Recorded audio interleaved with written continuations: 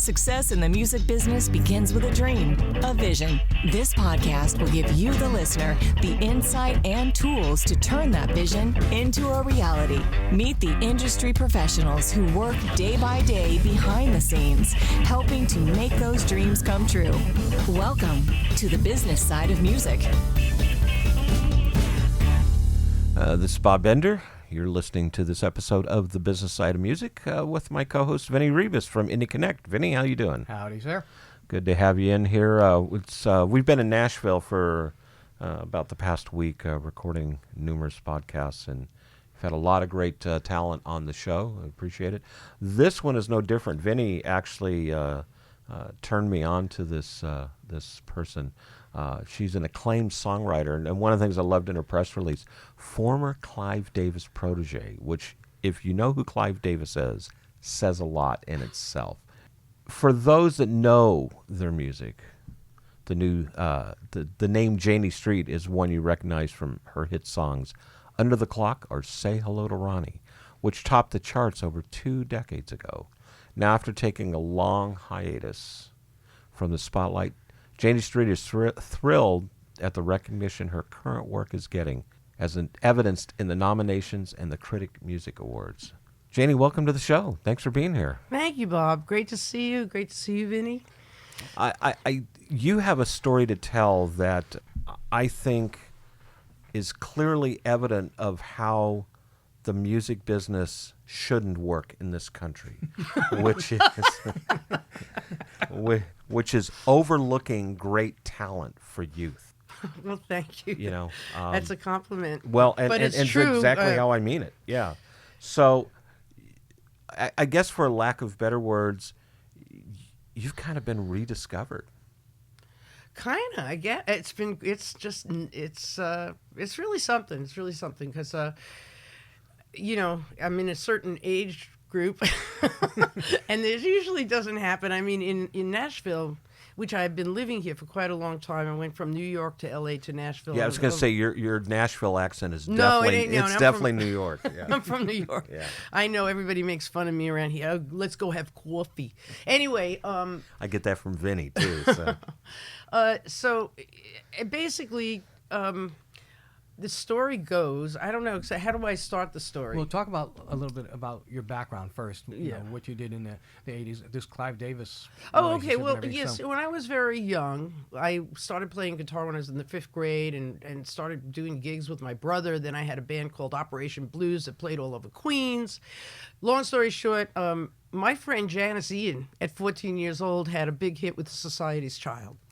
And she's my best buddy. We met in camp, and we were the only girls that played guitar and sang. So we became friends. And she had a big hit with Society's Child. I don't know if you remember that, but that's people my age. I was a huge Janice Ian fan, believe it or not. Janice and I are still very, very good friends. We just did a show, actually, at the City Winery together this summer, my release party, so it was great.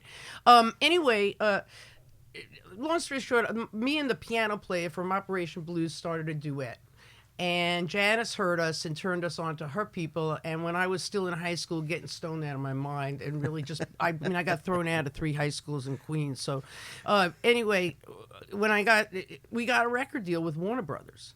And so Janey and Dennis, and we were opening up for all these folk acts, you know, John Hammond Jr., Odetta, Doc Watson. We rehearsed at the old Gaslight Cafe in Greenwich Village, and we were like little kids. I mean, he was a great looking guy, and I was kind of hot at the time. I was 16 or 17 in high school, and my parents had to sign the contract. I mean, it was really crazy.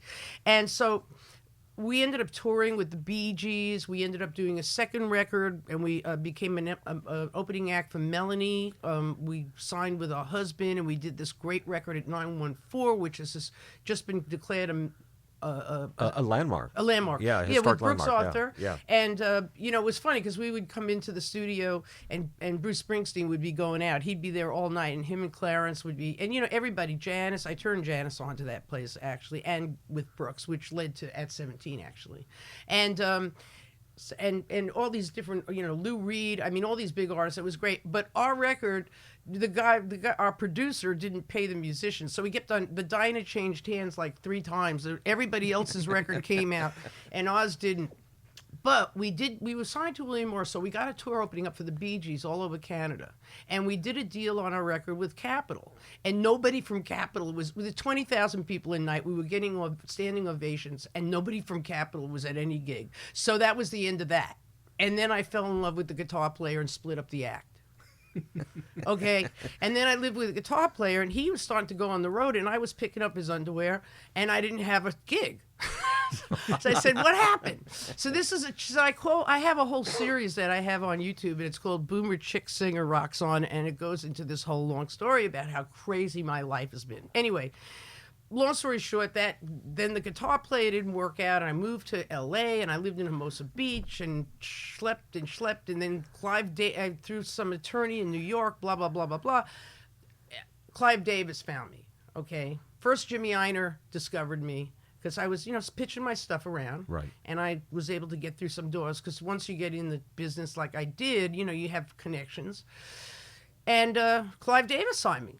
And I did a big record for them, and I did a big video, Under the Clock, and, had it was really getting a lot of success. But for some reason, they just dropped me, because I didn't sell records and right away. And it was just crazy. And I just got dropped, and I was about 30 years old at this time. So it was like, okay, Janey, just be a songwriter and blah, blah, blah. You're too old to get a record deal. And I kind of believed them. So luckily, Jimmy Einer and Brooks Arthur and all these great people started to get into film music. And they started to call me to write songs for films. So I kind of really loved it. I did, and I got to perform them. And those days, they paid you to write the song. And they paid you to sing the song. It wasn't like it is the saturated market that it is now. So I did that for a long time, and it was really kind of lucrative. And not super lucrative, but I was able to survive. And I was living in Hermosa Beach. And then it kind of dried up. And then, again, Janey said, well, because she had moved here. And she said, well, why don't you come to Nashville? I'll turn you on to some writers and stuff. So she put together a whole schedule with Gary Nicholas and all these great writers here. And I came, fell in love with it. And then moved here and schlepped around and co-wrote and, kept on doing painting houses and trying to pay the rent and what everybody does here in Nashville. Typical musician, that's right. Yeah. And then I did a self-released blues record with producer Fred Mullen, who's a good friend of mine, very, very low budget, really cool record. And, was gigging around a little bit, but not really making any money from that either. So then I started doing a lot of work for Nashville Songwriters Association, and a lot of mentoring. So I booked all these gigs all over the country along with my workshops. So I paid my rent that way. But during this time, I always had a website and a fan club, because a lot of people got in touch with me once I was online with the blues record. Everybody got in touch with me about, hey, my Janey Street record is wearing out, because it was an LP. Do you have this on CD? So I said, no, I don't. But one of my fans, who became one of my friends, who's a songwriter, said, hey, you could just go to BMG and get a copy of your master. Right. And I did. And then I started this fan club, and I started to do it as a giveaway. And so one day out of the blue, 2-3 years later after that, or 4 years later, I get an email saying, please, to the fan club, I have a fan club president and everything. I can't believe it. It's crazy. But anyway, so. And these are nice problems. Yeah, no. Well, I still couldn't, starving to death. You know what I mean? But anyway, so one of the people in my fan club get in touch with please forward this to Janey. We're starting a new label, and we'd love to talk to her. I've always been a fan of her music, blah, blah, blah. Long story short, that was Kirk, and it was Blue Elan Records. And I clicked on the link, and it talked all about Jack Tempchin, who wrote all the Eagles hits. And he was talking in this article about how great this record label is and how artist-friendly they are and how generous they are and blah, blah, blah. So I called a very dear friend of mine who's a manager dude, and I said, listen, call these people and, tell them you're my manager. and because I don't know how to handle this, but I have a feeling it's a good thing. He did. He called me back, and he goes, Janey, you have 2 things to do now. Go to the gym and write songs. And 2 months later, we go out to L.A., I meet this producer, Dave Darling, who's done the Stray Cats, and from Glenn Campbell to Def Leppard to the Stray Cats. Sit down, play all my new songs, which is like, I just wrote like right then and there, because I didn't even have any Janey Street songs. I was just writing for other people, like everybody does in Nashville. Right. And Dave Darling, that's his name, the producer, he says, yeah, you're ready to do your record. And that's what we did. We did my record, and the rest is history. This is Bob Bender with Vinnie Rebus, and you're listening to this edition of The Business Side of Music. You're listening to The Business Side of Music. Hi, this is Bob Bender, president of Bob Bender Productions. Since 1987, our company has provided consultation and artist direction services for recording industry artists. If you're looking to take your music career to the next level, or simply need advice on jump-starting a project or marketing one that's been completed, then we're here to assist you with over 40 years of experience in the entertainment business. We offer individual or group sessions, in person, or over the phone or Skype consultations. Feel free to call our office at 661-326-1140 or email us at info@bobbenderproductions.com for more details. You're listening to The Business Side of Music. You're back here, this episode of The Business Side of Music with Vinnie Rebus, my co-host. We've got in the studio today Janey Street, who has really got an amazing story. Kind of the comeback kid. I think that's kind of a good way to put it. I've got her album in front of me here. This is her latest release on Blue Elan Records. I'm looking over your titles when you handed it to me, and you mentioned one to me, and I looked at it and looked at Vinny, and I thought, this is such a cool title. I'm Not the Girl I Used to Know. Is that kind of your life story? Well, the song evolved to kind of, I guess, sort of a reflection on one's life. It doesn't have to be, it could be the guy I used to know. It kind of just talks about, we change over time, and we really did a cool video on that really sort of tells the story. As we go through life, you go through different things, and you become, better in a lot of ways, but you lose some of the spirit that you had when you were younger, and just the view of the world changes, and so the song kind of addresses that. But I'm still the girl I used to know too. I mean, I hope. You're still the rocker chick. I'm still a rocker chick, man. It's amazing. Let's listen to a little bit of I'm Not the Girl I Used to Know.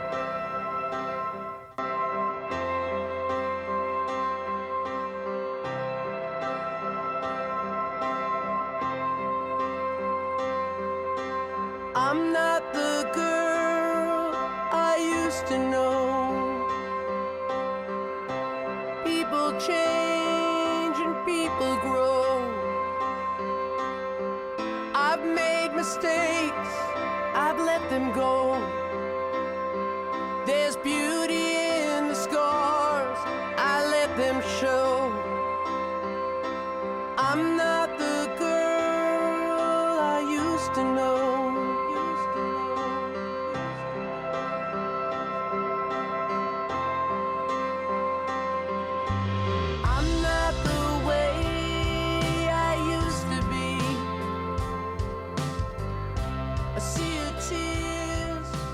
So when you come across writing these songs, I'm Not the Girl I Used to Know, a great cut off the album.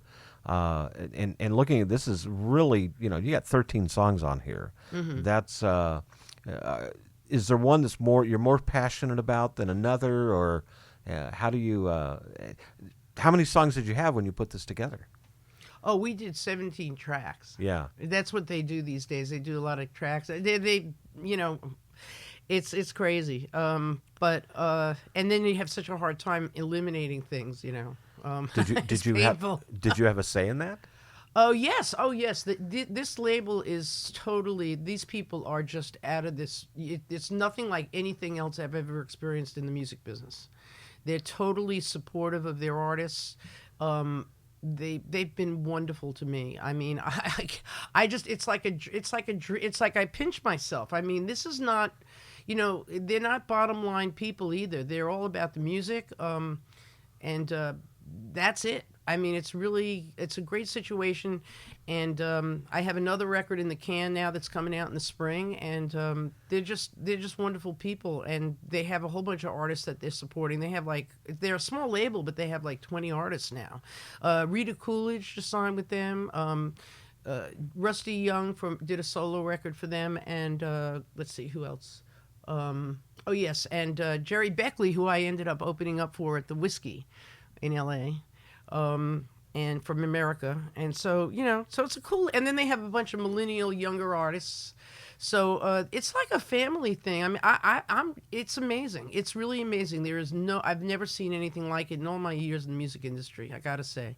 So I'm extremely fortunate, but I wasn't not looking for a record deal, which is really funny because, I didn't even, you know what I mean? It was like out of the blue. And Blue Elan Records. And this has become really critically acclaimed.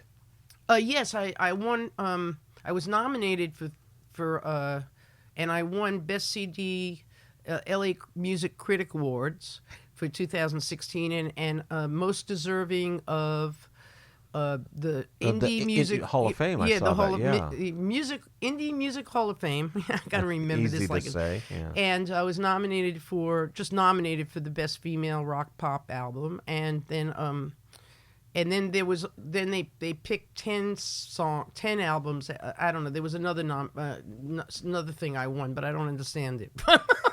Whatever. No, I mean, that was a big thing because I never won any awards. I mean, I'm not an award type of chick, Whatever. Never too late. Never too late. Let's face it. My friends, my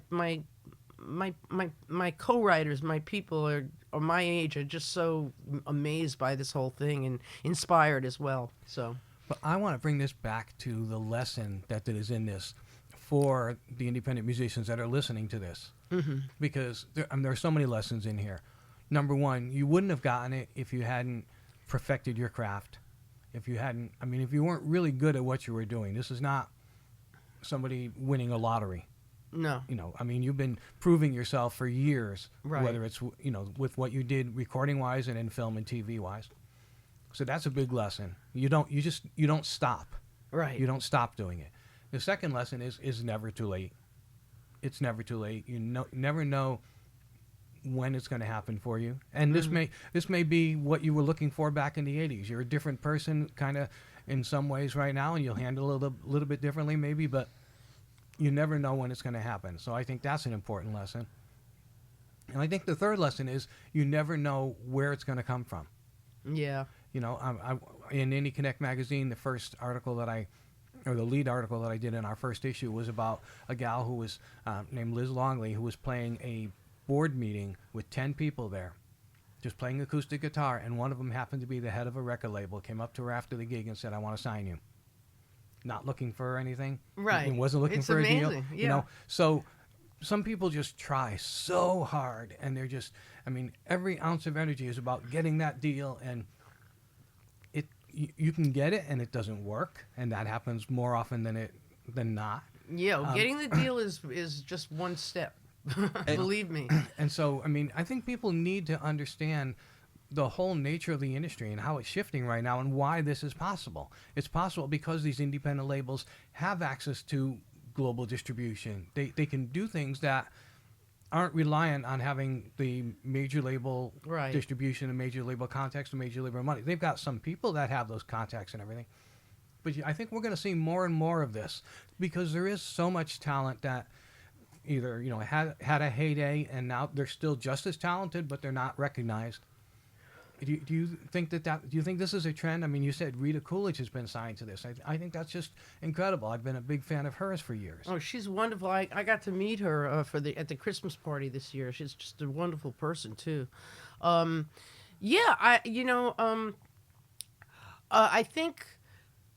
think it's hard to say. What I just always, look, you either just live this or you don't. It's like That's my philosophy. I mean, it was like I just kept writing with people and teaching, and always just didn't do the day job. I think that a lot of it, to be honest with you, is that I'm such not a day job. I was a high school dropout, basically. I mean, I'm just so not good at anything else. So I think I was just forced into just be doing this and just talking. I was trying to get cuts, but I don't think I think it's a thin line between, pushing and networking and trying to get something going and relaxing about it, and then maybe it'll come to you. So, because a lot of people have philosophies like, oh, if you don't care about it, then it comes, blah, blah, blah. I don't know. You know what? It's just random as far as I'm concerned. It's just random. I think that the basic thing is that you're either in it or you're not in it. And if you're in it, you've got to be in it because of it, not because of the business, and not because somebody thinks you're great. I never really cared about people thinking I'm great. I never did. These awards, I loved having the awards, of course. But that's not what it was about for me. A lot of people get into this because they want to be stars. They want the attention. They want, so they get good at it if they have talent, and then they expect that's what they really want, what they don't realize is that you got to just do it. Just do it.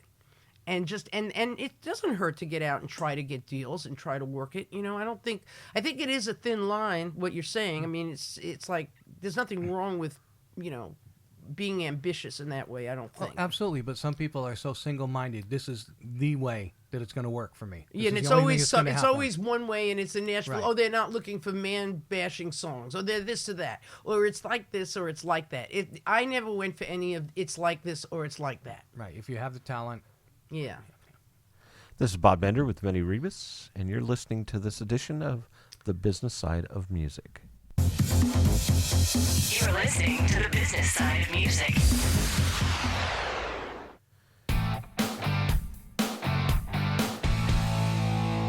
Hi, this is Vinnie Rebus, the founder of Indie Connect.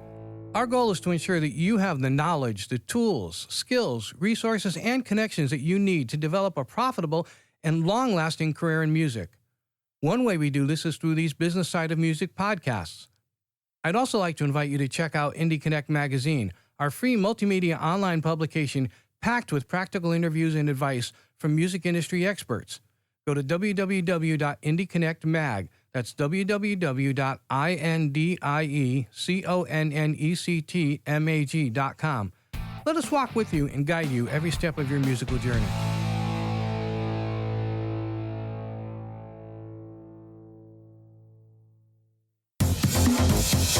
You're listening to The Business Side of Music. We're back in the studio with Vinnie Rebus and Janey Street. The album is called My Side of Paradise, and it's on Blue Elan Records. We were talking about, not fitting that mold and, maybe not being that kind of the cookie cutter template, or, in Nashville what they call the hat act. We don't try to find hats to fit the acts. We try to find acts that'll fit the hat. And once you don't fit the hat, then they get rid of you and bring somebody else. It sounds like your label, a boutique operation as it is, right, has allowed you, I shouldn't say allowed, but has afforded you the opportunity to, you set out of 17 cuts, release 13 songs on this album. Let's talk about for a minute, Tears Taste the Same. It's track 6 on the album. What's that song about? That's a really interesting question. Lately, we've been getting a lot of airplay on that for some reason after the awards. In fact, some women's magazine that was just put it out on their, didn't even put out music. They just have a website, and it's mothers and women's thing, and they have Tears Taste the Same on their thing. It was amazing. Okay, so how Tears Taste the Same evolved. Tears Taste the Same. I was watching a thing on the Holocaust with Steven Spielberg. Oh, wow. And with CNN, Wolf Blitzer, whatever. And they showed it was one of those things where they didn't show all the horrors. They showed the survivors and how they thrived. The kids that were in. It was a really great show. And Wolf Blitzer was interviewing Steven Spielberg, and he was talking about the Holocaust in a general way, and he said, you know, the tears taste the same. I just got out my iPhone and I just put down, tears taste the same. That is great. So I started writing it and I put it together, and I was really in kind of a rush to get these songs together because I never met these people. They signed me, and I didn't even have my record. So I really got to say that I brought in a lot of great writers with me to co-write these songs. What I did is I came up with the hooks and the melodies and the lines, and then I just totally... So I got together with two fabulous writers on that, Sam Tate and Dave Berg. And I walked in and I had the whole melody and the hook and the whole thing, and in an hour later we had the song, and it was just great. I mean, and it all went like that. It just, everything was so effortless. Once I got this deal, it was like boom, boom, boom. It was like I've been doing it for, I don't know, I don't want to say how long, but I mean, I've been doing this for so long that you get, you know, somebody gives you this opportunity, and most people at my age are usually going downhill and not doing as good work. It's just sort of like that. But for me, it was like an explosion because I had been holding back, I guess. I don't know. I really just don't know. Maybe if I had been doing records all along this and I was in this situation, maybe I wouldn't be doing as good stuff. I don't know. You know, I don't know how. That's the creative process. We just don't know. Let's listen to a little bit of track 6 here on the album. The title of the album, My Side of Paradise. Here's a little bit of Tears Taste the Same.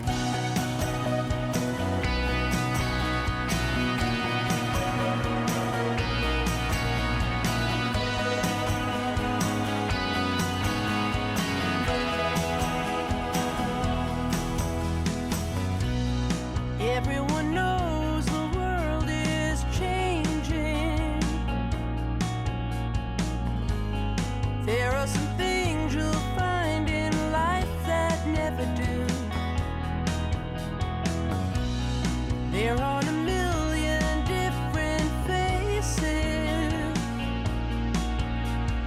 You'll find the lines, tears left behind, and I've cried my share too. They all fall in the same direction till they're stopped by healing hands. Love is all about protection, it's broken hearts all understand, understand. Whatever the cost, whatever the loss, whatever the pain, tears taste the same.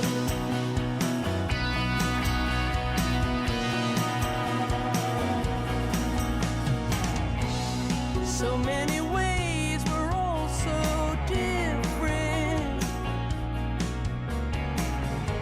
The tint of our skin and what it is we believe.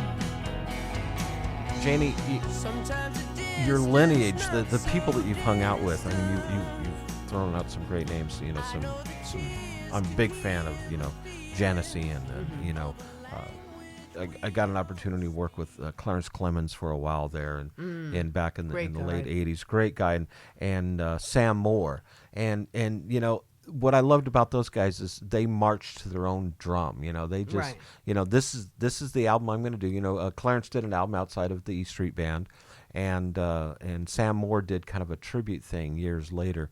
Do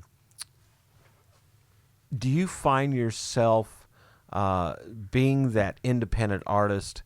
You know, it must be refreshing to be able to march to kind of the beat of your own drum too. Yeah, well, yeah, after trying to get cuts in Nashville for a long time, it was like, oh, wow. Hey, There is man. another world. Yeah. Well, you know, I mean, I like to write, and I don't mind writing commercial stuff or stuff that's for the market. I really enjoy writing no matter what. So I got to say, you know, it wasn't, you know, but it was so, you know, Nashville gave me, even though I had many record deals and I did all of this touring and I did all this stuff, when I hit Nashville, there's two things I think that could happen to people in Nashville, writers. I think they could either turn into hacks or they could develop a really good edge. And I feel like I developed a really a good edge and I already had my edge. I was already a professional songwriter when I came here. It wasn't like I came to Nashville and had to learn how to write songs. Right. but the fact that I got together with guys like Wayne Carson, who wrote, You Were Always on My Mind, The Letter, Gary Burr, Gary Nicholson. I mean, I've written with so many great writers here that I learned a lot that I didn't know before. So I think that all of that was really productive, and for me, because I used it when I got this opportunity, the skills and the craft that I learned here I knew them before. I don't know. I just know that it lifted me up a notch, being competitive in Nashville, even though and writing country, pop, R&B. I mean, I didn't just write country. I try to write country, I mean, I did write country, but you know what I'm saying. Right. It's like, it's been it's all come out. It's all like been a stream of what's supposed to happen or something. I don't know. Does that make sense? Yeah, I think so. Yeah, absolutely. Yeah, absolutely. So now you got another album coming out. Tell us about that. Yeah, I got another record in the can.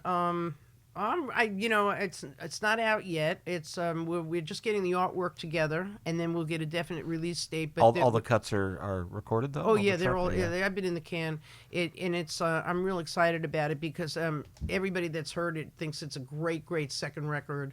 It's a little bit more rock's roots Americana than this last record. And it's kind of, I'm real excited about it. It's going to be really cool. And so we're going to get, once we get the artwork together, we'll get it. They want to release it in late spring, whatever that means. So I'll get a release date fairly soon because we're working on the art and then we can figure it all out. And, there's it's a lot when you're with a label to figure out the next release. What are we going to, we have a lot to talk about and figure out.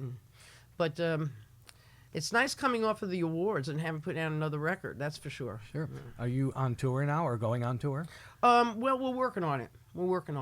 We have a bunch of things. I have a new booking agent and waiting on some stuff. And yeah, the booking business has become the biggest challenge in this business. It's really changed, and it's just not easy. They all want to play for free.